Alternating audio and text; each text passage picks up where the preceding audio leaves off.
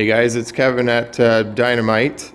It's been way too long since we've posted a video last, so I thought I'd shoot an update video.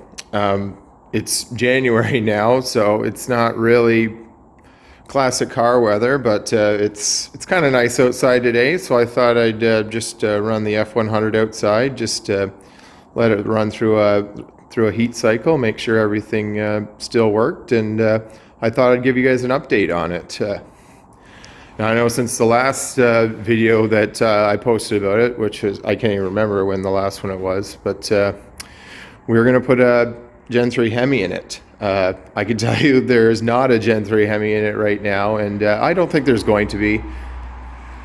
We've got other projects on the go right now, mainly the D50 that we're going to use a drag truck. Now the Terminator X controller that I did have for this, we're going to use on that. So basically I just wanted to get it running and drive it. It's been far too long since I had it on the road, almost 5 years. So, you know, to take a page out of David Frieburger, Steve Dulcich, Derek from Vice Grip Garage, I basically just wanted to get it running. So we'll just kind of go through it, give you guys an update on it, and we'll go from there. So nothing's really changed on the front. Now I did have updates about the suspension. Now I did do the DJM lowering kit, courtesy of LMC truck. It's kind of hard to see. I'll try to get up underneath. So you can kind of see the twin I-beam suspension there and how they do the lowering kit. It was actually really easy to put in. The wheels, 17-inch US steel wheel. I would like to get the center caps for those, and believe it or not, the center caps are more money than the actual wheels were. I love the way the tire just kind of snugs up under there. I think that's a super cool look, and I still get full turning radius there.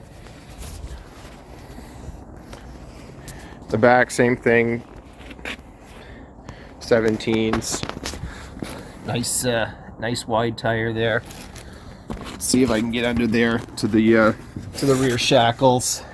Yeah, you can see them there. It's part of the lowering kit.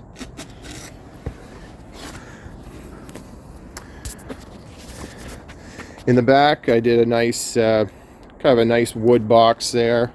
Takes up about half the box, but really, what am I hauling in this thing? On the far side there, we'll go around. You can see the fuel cell that's in it. This side is basically just going to be for storage. Some parts to kind of get me by if I get stuck.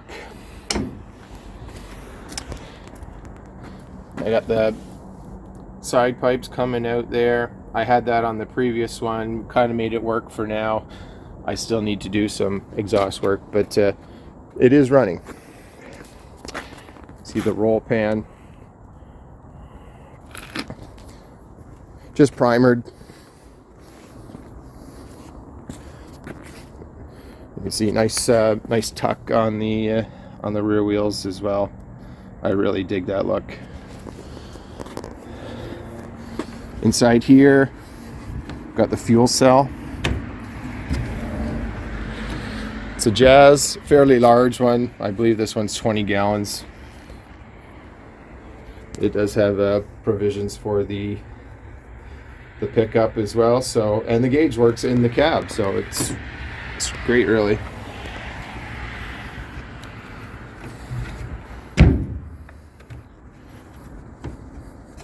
Close that up. All right, let's go look under the hood.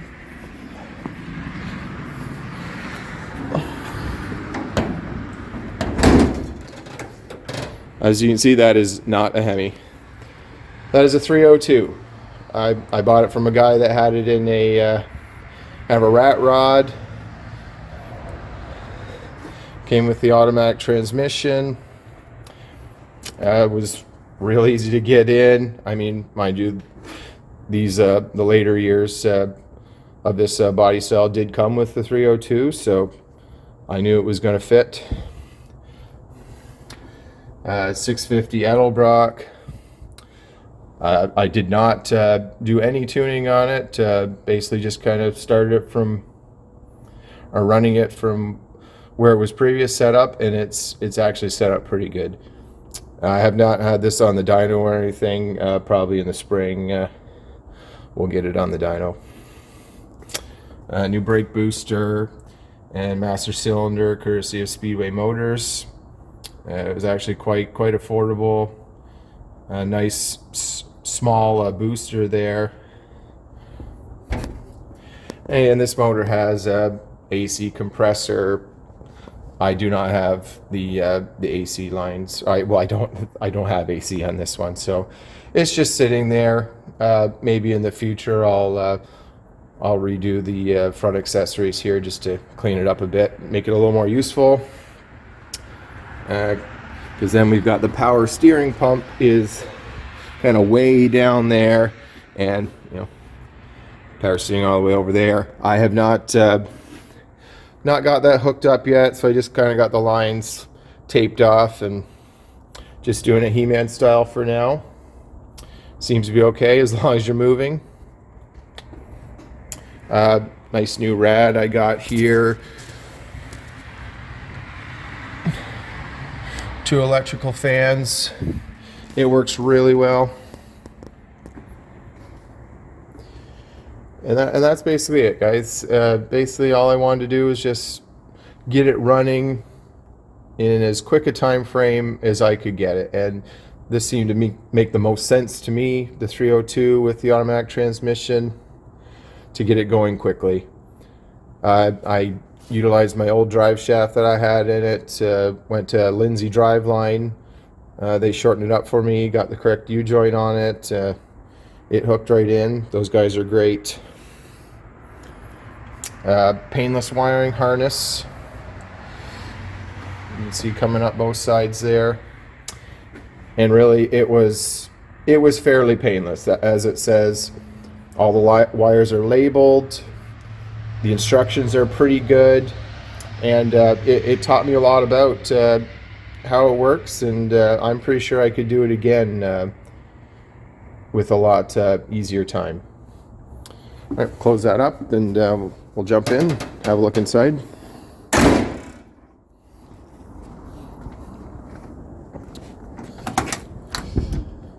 So in here, put a new floor in, new sill plates. Obviously remove the rear tank. Now I do got to get the seat kind of adjusted back a little further. I'm not a tall guy by any means, but my legs are rubbing on the steering wheel. I do need to also adjust the accelerator pedal. It's not super comfortable to drive at the moment. Now, I mean, most of these aren't really made for comfort in the first place, but just need it to be a little more comfortable for some longer trips. I put in a tack as well. It's currently not working. I may just have to look at the wiring and stuff. I got a wire backwards or not connected properly. My 2 fans right there. The electric fuel pump. And 77 steering wheel. So we'll just jump in. We'll give her a quick start. Let you hear it from the outside. Fuel pump.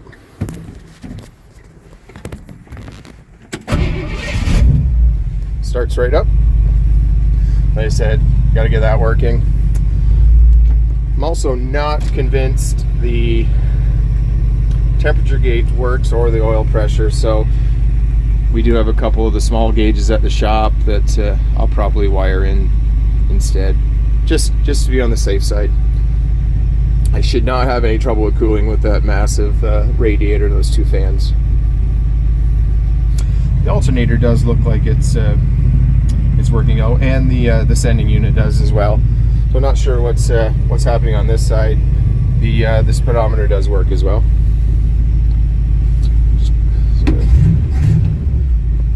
So it does sound pretty good for the kind of mangled up exhaust system that I have currently right now, but I do plan on getting that fixed up in the spring.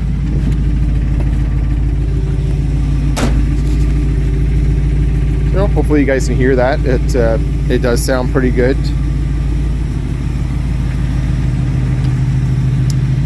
So yeah, guys, there's the F100 in running form after 5 years hiatus. I can't even describe what it felt like to drive it after that long. It